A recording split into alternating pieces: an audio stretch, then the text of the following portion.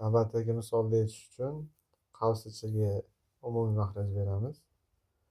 85 va 17 ga umumiy mahraj 85 bo'ladi. 17 ni 85 bo'lish uchun 1 ga ko'paytiramiz. 17 ni 85 bo'lish uchun 5 ga ko'paytiramiz. 85 85 bo'lish uchun 1 ga ko'paytiramiz. Hosil bo'lgan kasrlar 1 butun 7 taqsim 85 6 butun 10 taqsim 85 bo'lib qoladi. Bularni bir-biriga qo'shganda 7 butun 17 taqsim 85 bo'ladi. Natija endi surat mahrajini 17 ga bo'lganda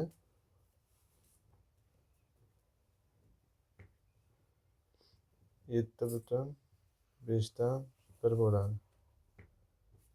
Aralash kasrga o'tkazib olamiz. 7 butun 5 dan 1 dan aralash kasrga o'tkazsa 7 kara 5 35 36 taqsim 5 bo'ladi.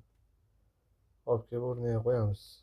36 taqsim 5 ko'paytirilgan 5 taqsim 18 holati bo'ladi. Ko'rinib turibdiki, bu yerda 5 lar qisqarib ketadi. 36 bilan 18 qisqarib ketib tepada 2 qoladi. Natija 2.